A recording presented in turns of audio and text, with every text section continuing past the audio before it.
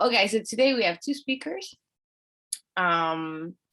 which is great. So I'm going to chair the first part of the seminar, and then the second part Eva is going to chair. So I'm going to introduce our first speaker, which is an internal speaker, Xuan Liang.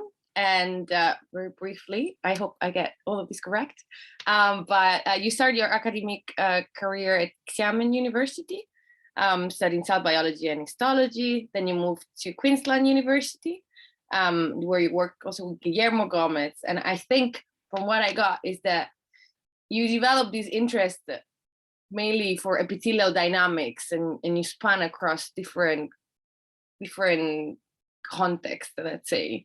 And right now in particular, you focus on the role of cell-cell adhesions and optimizing the cytoskeleton, and how that produces mechanical forces that can direct specific cellular behavior. And today you're going to talk to us about epithelial polarization. And this work is done in the group of Claire Buckley, but you also collaborate with Magdalena Zerniga-Goetz.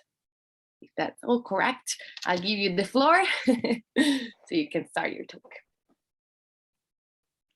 Right, let me share my screen to the presentation.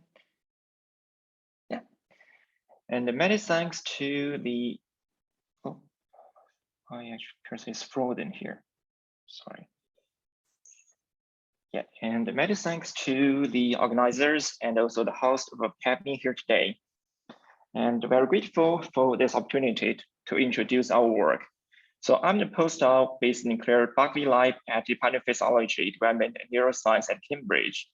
And the general research interest of the Buckley Lab is working on cell polarity, building and breaking of epithelial tubes using zebrafish neotube and also mouse embryonic stem cells cultured in 3D as systems to study the process. And my work is mostly based on a cell culture system. And my current project is the CADHERIN adhesions in seeding apical membrane initiation sites, image in short. And I'm going to share some of my stories so far about this project. Right. And as we know, that epithelium is composed of highly polarized epithelial cells, and that covers the surface of our bodies and as well as tubular organs. And those tubular organs could actually come from two ways during development. So one way is through the folding or budding process, which is from an already polarized monolayer of cells then folded into a tubular structure. And this could happen, for instance, during cellular gene-bound extension, neck folding, or during mammalian neurotube closure process. And the second way to make the tubular structure is from de novo polarization holding process, and which means it starts from a solid unpolarized tissue, then the cell polarized de novo at the center of the tissue to form the apical membrane, then the apical membrane separate to open up luminal structure. And this later case could happen, for instance, during zebrafish neotube formation. So in this process, a sequence of cell division happen at tissue midline. Then after cell division, an apical domain is seeded, and the apical membrane separate to form the central lumen. And this de novo polarization and lumen-genesis process could also happen during most epiblast formation, and during which the unpolarized inner cell mice polarize de novo. Then it opens the pro-amniotic cavity inside the tissue. And for the de novo polarization, lumen-genesis process could actually be modeled and studied using established epithelium cells cultured in 3D environment, firstly in mESC cells and also in KCO2 cells. But the same process could also be modeled and studied using mostly embryonic stem cells cultured in 3D, provided with differentiation medium that is used to recapitulate the epiblast formation process, which has been developed by several laboratories, including Magdalena Zerniga-Goetz laboratory, and also some other labs as well. So we adopt this system in collaboration with the Zerniga-Goetz lab to use it to study the apical polarity process. And in this system, it starts from the single cell, then the cell divide, and it sees the image between the cells, which contains junctional proteins, for instance, pathway 01, and also apical proteins, for instance, path6 surrounding the region. Then the image develop into the pre-apical patch, and the apical membrane mature, and ultimately a central lumen is formed at the center of the tissue to form a luminal cyst. And the question is, what are the signals to drive the location of the image? And it has been understood by the field that sorry, I need to adjust the window. It's just blocking my view, I'm sorry.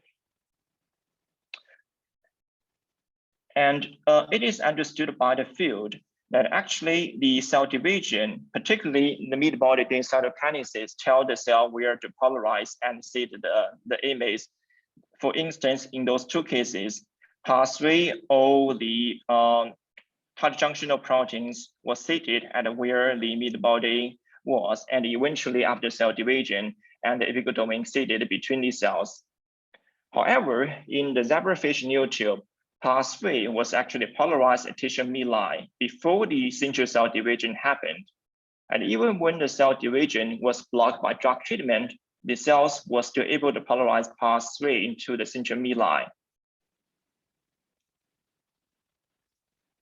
And what happens at tissue midline is the adhesion molecule here, as we can label by alpha-catenin or by E-CADHERIN, was actually present in tissue midline before the cell polarized or cell division happened. Then give us a speculation that cell adhesions might also tell the cells where to polarize. And indeed, in other systems, it had some hints. For instance, with these mESC cells cultured on the macro pattern. And based on where the cells form the cell adhesions, the general polarity of the paired cells could be orientated.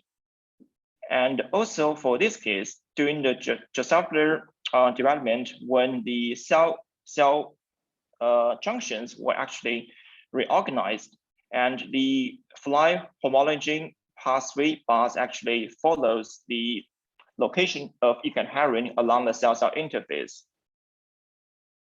Right, then based on the knowledge, then we had two questions. So first, is cell division essential for seeding image? And the second is, can cells or adhesions direct location of image? And to answer the first question regarding the cell division, then we use the mouse embryonic stem cell culture system, and we treated the cells cultured on 2D with mitomycin to block cell division, then trypsinized and filtered cells into single cells and seeded the single cells into a 3D environment and to analyze the polarity of the cell. And in this process, so after cell division, then the cells could form cell clusters with 2 or 4 cells. In the meanwhile, the division block cells were able to touch each other shortly after seeding and eventually become cell clusters with melted cells as well. And in this condition, E-CADHERIN cell adhesions were actually formed between the cells when cell division were blocked. And with the system, so we look at the cell clusters. And when the cell had divided in the first 24 hours, and the first thing we to notice is the polarized pathway dot was presented at the center of the cells, either in cell clusters with 2 cells or melted cells. As you can see, the pathway signal, or as well, we can do a light scan across the cells interface, and based light scan profile, we can see this pathway dot. And when cell division was blocked and the cells were allowed to touch each other, the majority of the cell clusters were still able to polarize pathway into a center dot, as we can see from the images as well as the line scan profile. And not only pathways for junctional protein 01, for instance, as well as the Golgi network here labeled by GM130, and as well as the centrosomes in paired cells, in paired cells in the cell clusters were able to polarize even when cell division was blocked. And we also look at apical protein, for instance, PAS6B here, and by creating the mCherry PAS6 expressing cell line, and we culture this cell line in Matrigel for 24 hours, and the majority of the cell clusters could actually polarize PAS6 as the cell divided. And then we culture the cell division, block the cells into the Matrigel, and the majority of cell clusters were able to polarize PAS6 as well, ended up something similar to the division-able cells. And interestingly, if we look at division blocked cells cultured in the sweet environment, we could notice some of the cells were already polarized PAS6 somewhere to the cell. And when this single cell actually made a contact to a neighboring cell, and this polarized PAS6 was relocated to where the newly formed cells of contact were. Then together we know like cell division is dispensable for mESCs, and also it gives us some hint that cell-cell adhesions might direct location of mESC. And to know if it is truly the case, then we utilized the E-CADHERIN knockout mESC cell line and culture this mESC cell line in the Matrigel. And after 24 hours in the Matrigel, neither the cell division enabled or the division blocked E-CADHERIN knockout cell clusters were not able to polarize pathway to the center of the cell clusters, in contrast to the cell division able cells we had seen before. And also when we cultured the cell division blocked wild type and E-CADHERIN knockout cells into chimeric cell clusters, and pathway was not polarized to the center of those chimeric cell clusters, which is in contrast to the wild type cell homogeneous cell clusters. And the same for Z01, and when E-CADHERIN was depleted from the cells, and those cell clusters were not able to polarize Z01 to the center of the cell cluster, which says E-CADHERIN is quite important for mESCs. However, we need to note one thing is even though E-CADHERIN was removed from the cells and the cell clusters were still able to polarize the Golgi network as well as the centrosomes, which means there, in addition to the E-CADHERIN signals, there can be some other signals that is important for the general polarity of the cells. But nevertheless, we know that E-CADHERIN is essential for mESCs. The question is if E-CADHERIN is sufficient enough for mESCs.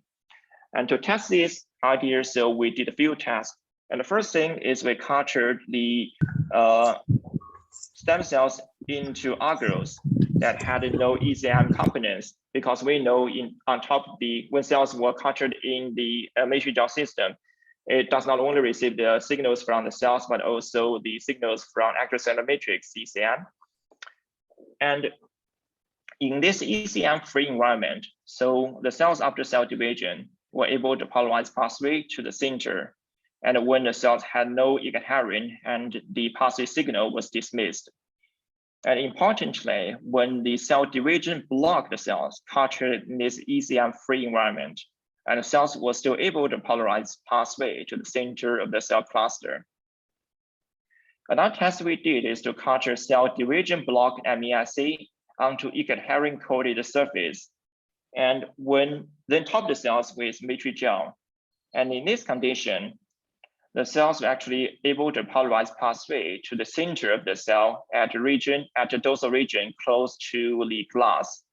And as we can see from this representative image, as well as by stacking out the cells into the heat map. And when E-CADHERIN was replaced in this condition by fibronectin, and the polarized pathway signal was much reduced, either from the image heat map or by quantification of the co-pathway signal over the total pathway signal within the cell. And we can see from the column that pathway was reduced when the E-CAD on the glass was replaced by fibronectin.